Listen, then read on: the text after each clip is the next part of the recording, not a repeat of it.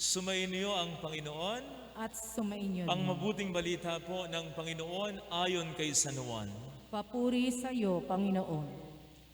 Noong panahong iyon, sinabi ni Jesus sa kaniyang mga alagad, "Ito ang aking utos. Mag-ibigan kayo gaya ng pag-ibig ko sa inyo." Walang pag-ibig na higit pa sa pag-ibig ng isang taong nag-aalay ng kanyang buhay para sa kaniyang mga kaibigan. Kayo mga kaibigan ko kung tinutupad ninyo ang mga utos ko. Hindi ko na kayo inaaring alipin sapagkat hindi alam ng alipin ang ginagawa ng kanyang Panginoon. Sa halip, inaari ko kayong mga kaibigan sapagkat sinabi ko sa inyo ang lahat ng narinig ko sa aking Ama. Hindi kayo ang pumili sa akin. Ako ang pumili at humirang sa inyo upang kayo umayo at mamunga at manatili ang inyong bunga. Sa gayon, ang anumang hingi ninyo sama sa aking pangalan ay pagkakalob sa inyo. Ito ang iniutos ko sa inyo. Pag-ibigan kayo. Mga kapatid, ang mabuting balita ng Panginoon. Pinupuri ka namin, Panginoong Hesukristo. Papaano po ba kayo makipagkaibigan?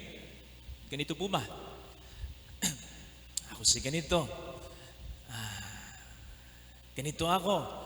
Pwede bang maging magkaibigan tayo? Kaya lang, ito ang terms ko.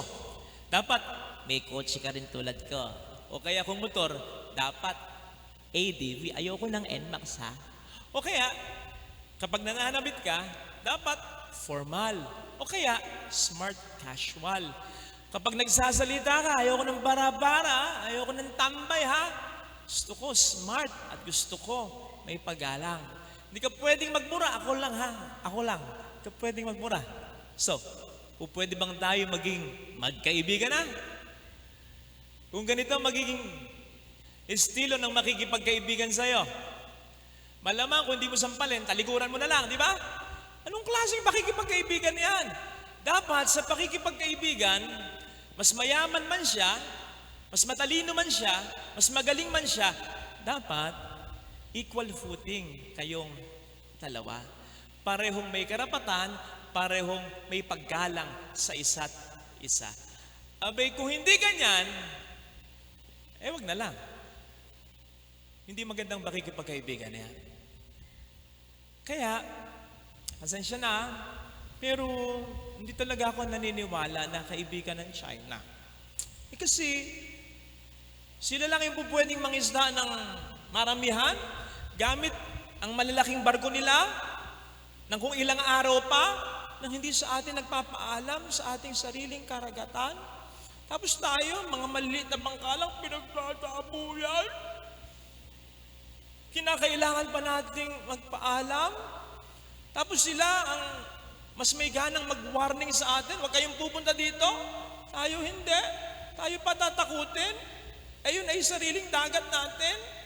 Anyway, hindi ganyan ng tunay na kaibigan. Kumbaga parang laging pakabig lang. Pwede sige maniniwala akong kaibigan ng China. Pero kaibigang putik ang tawag ko dyan. Inintruhan natin ng ganyan kasi narinig natin sa ating ebanghelyo habang pinagninilayan ko ito, medyo nagulat ako. Kasi sabi ng Panginoon, kayo magiging kaibigan ko o ituturing ko kaibigan kung susunod kayo sa mga utos ko. Ganon? Nakikipagkaibigan pero may mga commands na dapat sundan? Hindi kaya parang China rin yan? Wag muna. Wag munang mag-judge ng karakaraka.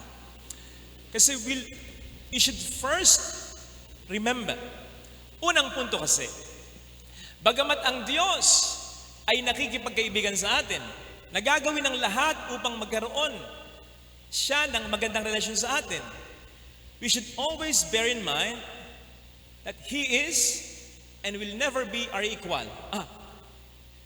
Tao tayo, Diyos pa rin siya. Hindi yan magbabago kahit siya'y makipagkaibigan sa atin talaga.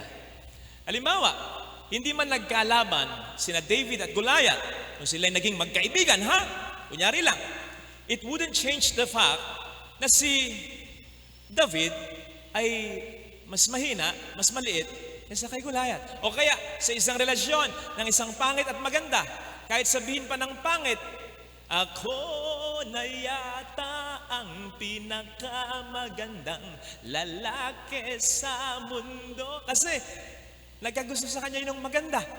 Again, it wouldn't change the fact na pangit pa rin siya. Feeling lang niya, pogi siya. Pero pangit pa rin siya. Sorry sa example ko pero ang sinasabi ko, kahit ginagawa ng Diyos ang lahat upang makipagkaibigan sa atin, still, it wouldn't change the fact. Napakalaking katotohanan na Diyos pa rin siya at tayo'y tao lamang. Kaya dapat pa rin natin siyang sundan. Siya pa rin ang dapat na nandito. Tayong dito. Not the other way around. Father, kaya ba dapat sundin nga natin ang China? Bakit? Kasi di ba, Father, sila'y mas malakas kumpara sa ating sandatahang kapos ng lakas. So dapat sundin natin sila. I don't think so. Secondly, dapat nating sundin ang Diyos. Kasi malaki ang utang na loob natin sa Kanya. Lahat ng bagay na mayroon tayo, lahat ng mga magagandang katangian, name it, kahit ang ating mga nagagawang kabutihan, hindi natin pwedeng ipagmalaki sa Diyos yan, sapagkat sa lahat ng yan, ang Diyos ay may kinalaman. And ultimately, syempre, ang dapat nating pagpasalamat ay ang Kanyang pagkakatawang tao, ang pagbibigay ng Diyos Ama, ng Diyos Anak sa atin para sagipin tayo, para iligtas tayo. Ang dami nating dapat itanaw ng utang na loob sa Diyos.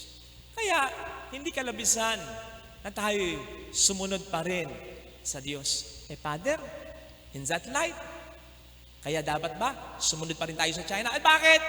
Kasi di ba ang dami-dami nating utang sa kanila? At binigyan din tayo ng bakuna. Again, isang malaking, I don't think so. Sapagkat in the first place, hindi mo pwedeng kumpara ang Diyos sa China. Kasi ang Diyos talagang Diyos. Ang China, hindi naniniwala sa Diyos, pero itinuturing ang sariling Diyos. Yung hindi sa kanila, kinukuha nila. At isa pa, bagamat may mga terms na dapat sundin daw tayo ayon sa China, yun ay para sa kanila. Pero ang Diyos, tandaan natin, kapag ang Diyos ang nag-uutos, yun ay para sa atin, hindi para sa Diyos. Isipin po ninyo, hindi man natin sundin ang Diyos sa lahat ng kanyang mga utos, ang Diyos ay mananatiling Diyos. Kaya para sa atin ang kanyang mga utos. Deuteronomy 28, 1-2. If you fully and carefully follow the law, the commands of the Lord your God, then blessings will come upon you and will accompany you. So para bang ang Diyos sa langit may push button na oras na tayo sumunod sa kanyang mga utos, ipe-press na lamang yon. At ang mga blessings sa atin ay aagos. O pwedeng immediately o pwedeng gradually. Proseso na makikita natin kung paano kikilos ang grasya ng Diyos sa buhay nating mga tao. At hindi yun malayo sa katotohanan sapagkat kasasabi ko pa lamang, yan ay nasa banal na kasulatan. At isa pa, hindi yan malayo sa katotohanan sapagkat ano ba naman ang mapapala ng Diyos sa pagbibigay sa atin ng kautusan? Sige nga, ano yan, nagpa-power trip lang? No! Siguradong may dahilan kung bakit gusto niya na tayo sumunod sa kanyang mga kautusan. At ang dahilan ay maganda at yan ay para sa ating sariling kapakinabangan. Aminin po ninyo, madalas kaya nahirapan tayong sumunod sa utos o kaya sa opinyon ng ating kapwa-tao. There are times na isinisip natin na mas tama tayo, mas magaling tayo, mas alam natin kung ano ang dapat. Kapatid, sa Diyos ba, mas may rurunong pa? Tama, kung minsan, iniisip natin, mabuti naman ang iniisip natin.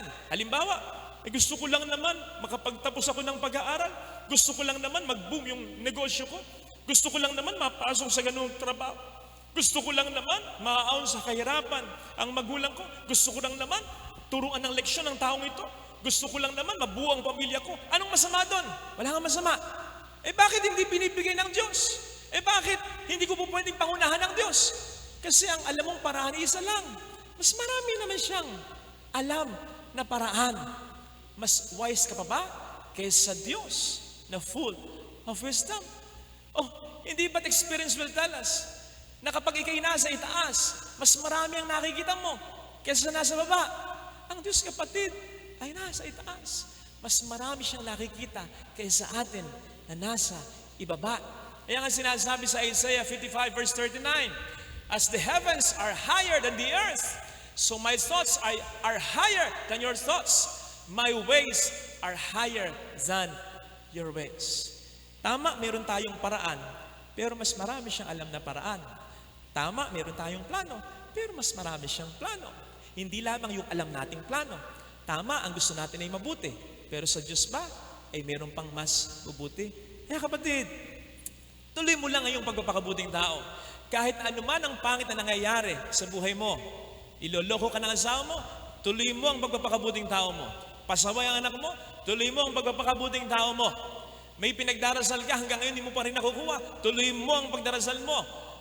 May nangyayaring problema sa pamilya, ituloy mo ang pagpapakabuting tao mo. Do not grow tired in following God's commands. Sapagkat ang lahat ng yan, I tell you, ay may magandang kapupuntahan.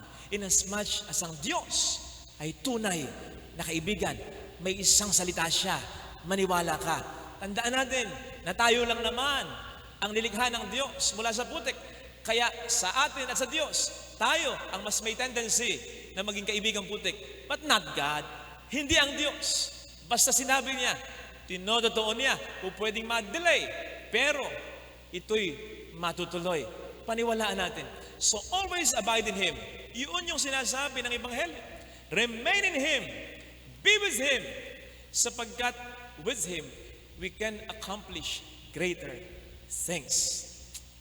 Di nga ba't batay sa ating karanasan, kung minsan, hindi natin maiwasang magtaka kapag ang isang tao ay mayroong nakamit, na-accomplish, narating, na alam nating hindi niya kakayaning mag-isa until ma-realize natin, may kaibigan pala siya, kaya pala na-promote siya, may kakilala pala siya, kaya pala hindi na siya pumila, kaya pala na-process agad ang papel niya, kaya pala pumasa siya, etc.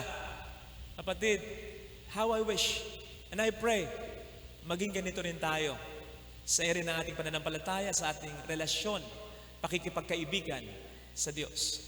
Na kapag na-bless tayo, despite ng mga pinagdaanan nating problema sa buhay na ito, ay masabi ng mga tao na nakakakilala sa atin, na nakakaalam ng pagiging mabuti natin sa kabila ng mga pangit na nangyayari sa atin. And when we, go through all these sufferings and be blessed with many good things, maisip man nila, o masabi man nila ng diretso sa atin, kaya pala blessed ka. Kasi kaibigan mo siya, malakas ka sa kanya, ay pinagpapala ka. Yun naman ang sabi niya, di ba? Kapag kayo ay namunga ng sagana, and He'll make sure of that, na ikaw ay mamumunga ng sagana, people will recognize ng Diyos ay dakilang talaga. Ito sana mga kapatid ng ating pagdasal sa banal na misa. Amen. Lagyan natin ang ating kanang kamay sa